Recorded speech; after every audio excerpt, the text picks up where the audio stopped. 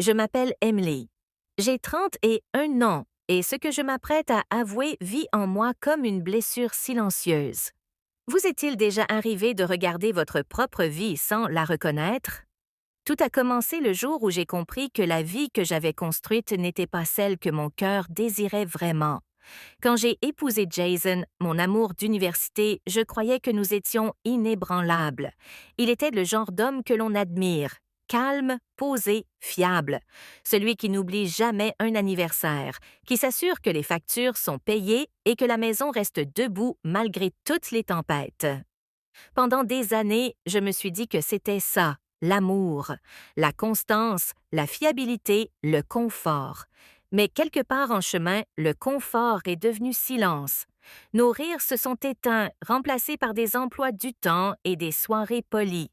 J'ai essayé de me convaincre que c'était normal, que le vrai mariage parlait moins de papillons et davantage d'endurance.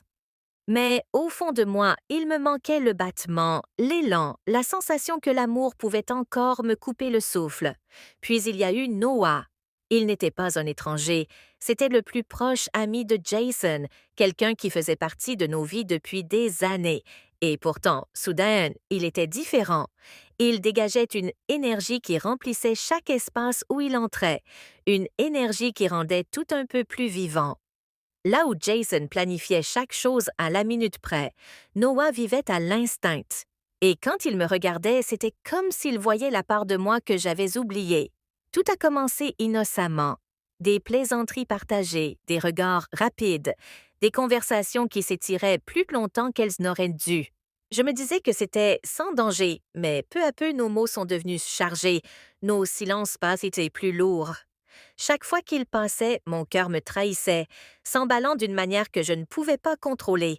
Mais que se passe-t-il lorsqu'un seul instant change tout? Un soir, alors que Jason était en déplacement, la frontière entre l'amitié et autre chose a disparu. Un regard s'est attardé, un souffle s'est suspendu, et dans cet instant unique, l'air était électrique, dangereux. J'aurais pu reculer, j'aurais dû, mais je ne l'ai pas fait. Quand cela s'est produit, ce n'était pas seulement du désir, c'était une libération. Des années de désir silencieux ont éclaté d'un seul coup. La culpabilité a été immédiate, vive. Mais en dessous, il y avait quelque chose que je ne pouvais pas nier, une part de moi qui s'éveillait après des années de sommeil. Après coup, je me suis regardée dans le miroir, cherchant la femme que j'étais avant cette nuit-là. Elle avait disparu. Celle qui me faisait face était à la fois terrifiée et vivante. Je me suis dit que c'était une erreur, que je pouvais l'enterrer sous le silence. Mais certains secrets refusent de rester silencieux. Jason est rentré, a embrassé mon front et m'a dit qu'il m'avait manqué. J'ai souri, faisant semblant que rien n'avait changé, alors qu'à l'intérieur, j'avais l'impression de me tenir sur du verre brisé. Chaque mot, chaque geste était une comédie.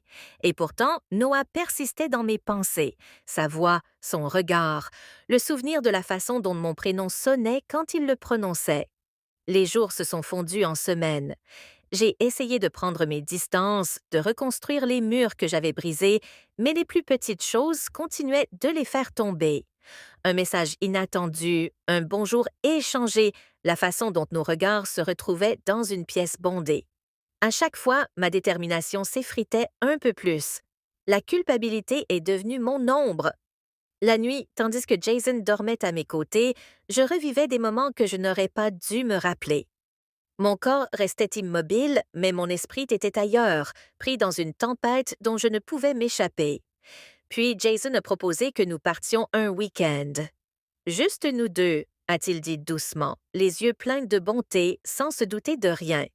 J'ai accepté, espérant que la distance apaiserait le chaos en moi. Ce voyage a été à la fois une grâce et une punition. Loin de tout, j'ai vu Jason tel qu'il était vraiment, un homme qui m'aimait sans condition, qui avait bâti tout son monde autour de mon bonheur.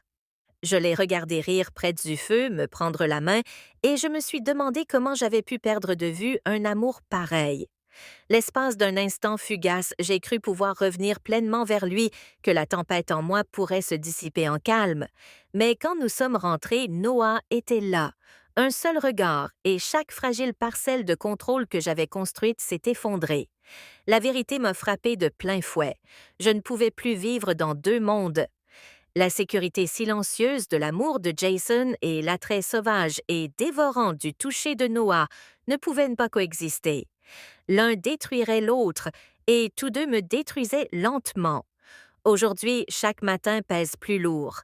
Le sourire de Jason porte une confiance que je ne mérite plus.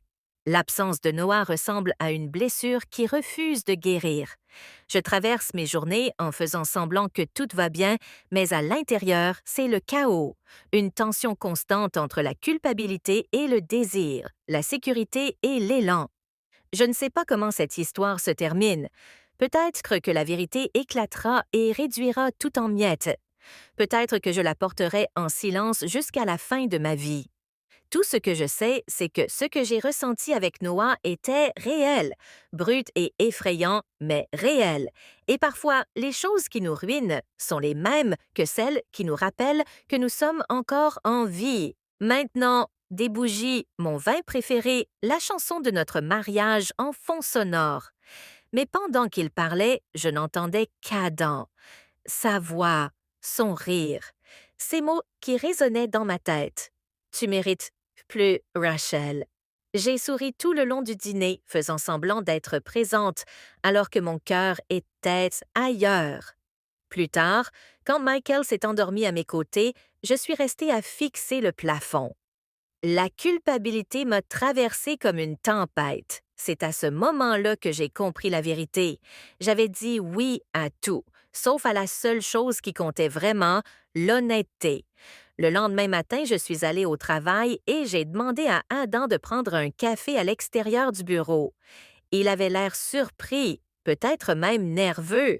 Assis l'un en face de l'autre, je lui ai dit que je ne pouvais plus vivre dans cette zone grise que nous avions créée. Tu as été gentil avec moi, ai-je dit. Tu m'as rappelé que je suis encore vivante, mais je dois retrouver ce sentiment sans toi. Il est resté silencieux un long moment, puis il a hoché la tête. Tu es plus forte que tu ne le crois, Rachel, a-t-il dit doucement, et c'est peut-être ça que tu devais découvrir depuis le début. Partir a été plus difficile que je ne l'imaginais. Le silence qui a suivi a été brutal, mais peu à peu, j'ai commencé à reconstruire. Pas seulement mon mariage, moi-même. J'ai recommencé à peindre. J'ai commencé à dire oui à de petites joies qui m'appartenaient, oui aux promenades matinales, oui au temps passé avec mes enfants, oui aux conversations avec Michael qui ne ressemblaient plus à des routines. Finalement, j'ai dit la vérité à Michael, pas au sujet d'Adam précisément, mais sur ce vide que je ressentais. Il ne l'a pas bien pris. Il y a eu des disputes, des larmes, de longues nuits de silence. Mais petit à petit, nous avons retrouvé notre chemin. Il a recommencé à être présent, vraiment présente, et moi, j'ai appris à lui pardonner et à me pardonner. Des années plus tard, je repense encore à ce chapitre de ma vie, non pas avec des regrets, mais avec lucidité, parce que parfois, l'infidélité ne commence pas par un baiser, elle commence par l'absence, par la solitude, par le fait de dire oui à tout le monde, sauf à la personne que l'on a juré d'aimer.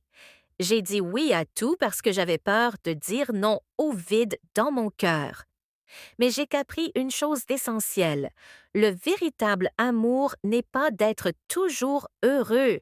C'est faire face à la vérité, même quand elle fait mal, et choisir de reconstruire plutôt que de fuir. Et aujourd'hui, quand je regarde en arrière, je réalise que le mot le plus puissant dans une relation n'est pas oui.